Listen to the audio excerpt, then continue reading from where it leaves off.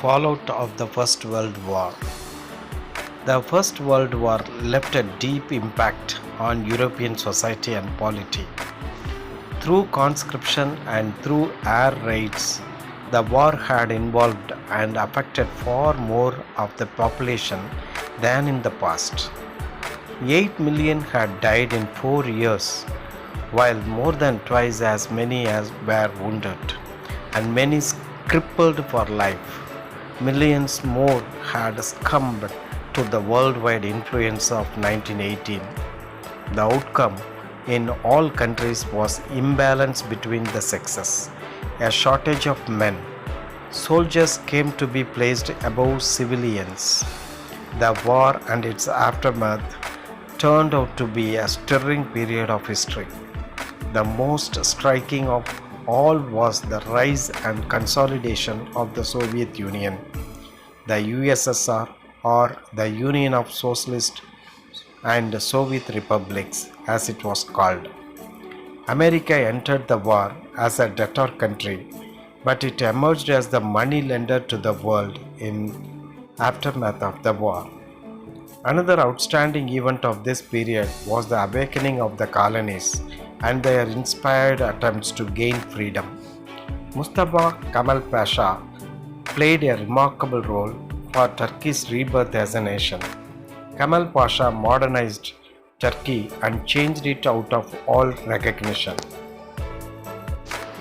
Russian Revolution and its impact. The biggest outcome of the war, the Russian Revolution, was unique in world history. The socio-political and economic conditions prevailing in Russia were brought to a head by the vast losses and sufferings caused by the war. There were really two revolutions in the year 1917, one in March and the other in November. On the abdication of Tsar, the bourgeois government which followed wanted to continue the war, but the people were against it.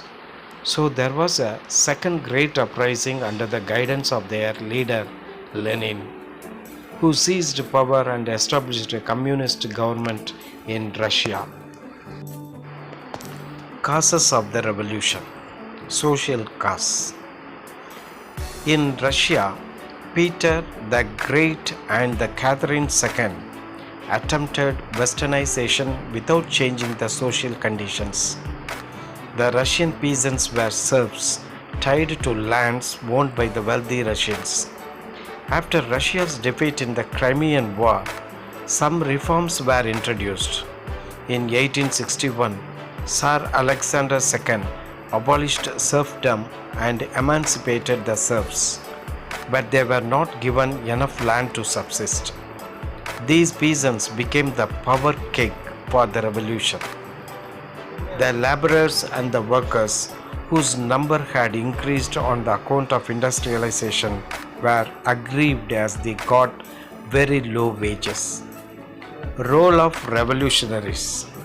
The spread of revolutionary ideas among the intelligentsia and their repression by the Tsar's government made the socialistically inclined students to carry their propaganda to the peasantry. Soon, based on the Marxist philosophy, new ideas began to take shape and a social and democratic Labour Party was formed. Autocracy of Tsar.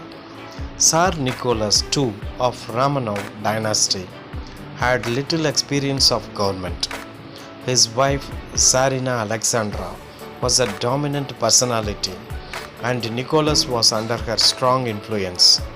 Determined that Russia should not be left out in the scramble for colonies' possessions, Nicholas encouraged Russian expansion in Manchuria. This provoked a war with Japan in 1904.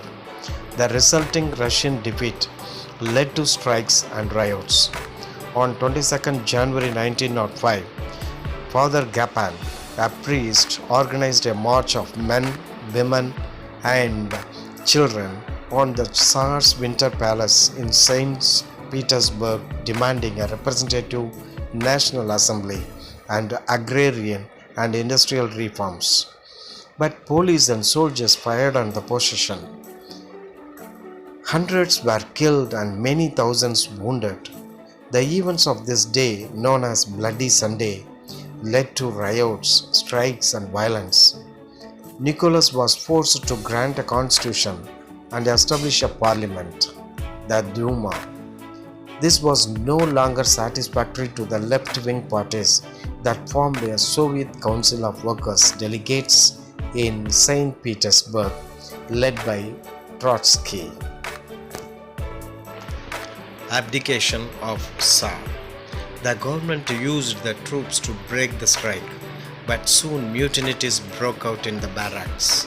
The Tsar ordered a declaration of martial law, but his order was not broadcast in the city as there was no one to do this job. The Tsar then tried to return to Petrograd. The railway workers stopped his train. The generals at the front and some leaders in Petrograd, frightened by these developments, pleaded with the Tsar to abdicate. On 15th March, Nicholas II abdicated. Provisional government. There were two parallel bodies to take on the government functions. One was of the bourgeois politicians of the old state Duma, comprising propertied classes. On the other, there were workers' delegates drawn together in a workers' council or Soviet. Those in the Duma were able to form a provincial government with the consent of the Soviets. The Soviet was dominated by Mensheviks, and the minority Bolsheviks were timid and undecided. The situation changed with the arrival of Lenin. Takeover by the Bolshevik Party under Lenin's leadership. In October, Lenin persuaded the Bolshevik Central Committee to decide on immediate revolution. Trotsky prepared a detailed plan. On 7th November, the key government buildings, including the Winter Palace, the Prime Minister's headquarters, were seized by army factory workers and revolutionary troops. On 8th November 1917, a new communist government was in office in Russia. Its head this time was Lenin. The Bolshevik Party was renamed the Russian Communist Party. Outcome of the revolution. The Russian Communist Party eliminated illiteracy and poverty in Russia within a record time.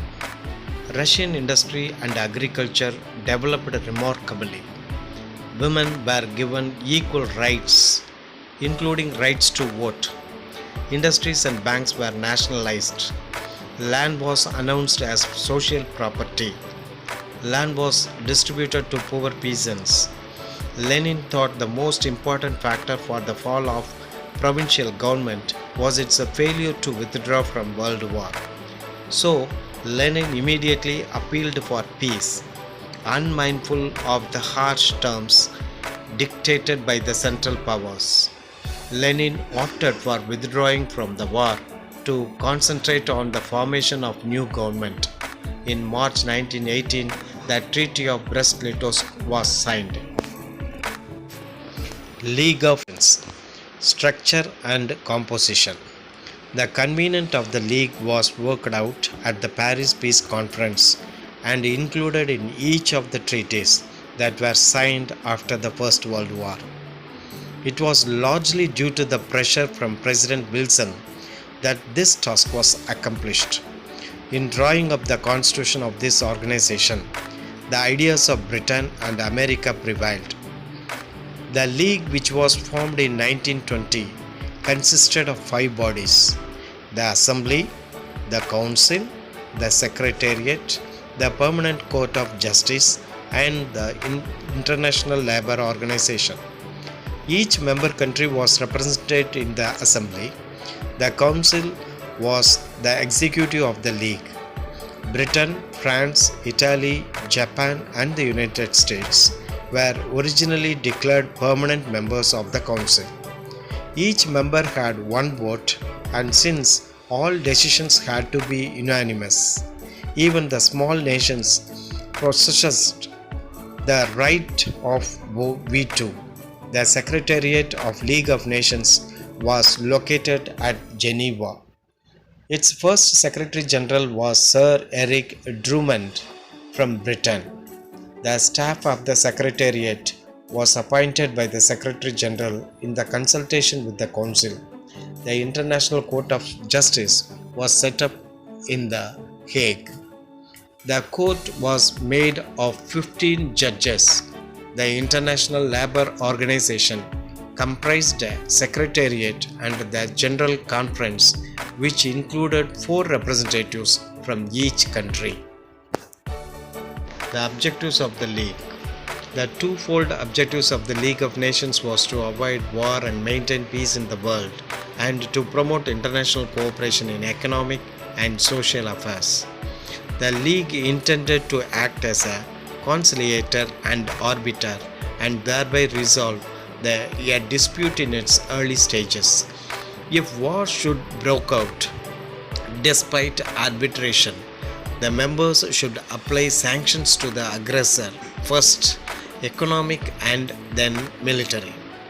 The difficulty in achieving the objectives was increased from the beginning by the absence of 3 great powers, namely USA, Germany, and Russia. The latter two joined in 1926 and 1934, while Germany resigned in 1933. Russia was expelled in 1939. Activities of the League. The League was called in to settle a number of disputes between 1920 and 1925. The League was successful in 3 issues. In 1920, a dispute arose between Sweden and Finland over the sovereignty of the Åland Island. The League ruled out that the island should go to Finland. In the following year, the League was asked to settle the frontier between Poland and Germany in Upper Silesia, which was successfully resolved by the League. The third dispute was between Greece and Bulgaria in 1925. Greece invaded Bulgaria and the League ordered a ceasefire. After investigation, it blamed Greece and decided that Greece was to pay reparations. Causes of failure. The League appeared to be an organization of those who were victorious in the First World War. Since it lacked the military power of its own, it could not enforce its decisions. The founders of this peace organization underestimated the power of nationalism. The principle of collective security could not be applied in actual practice. When Italy, Japan, and Germany, headed by dictators, refused to be bounded by the orders of the League, Britain and France were the only major powers to act decisively.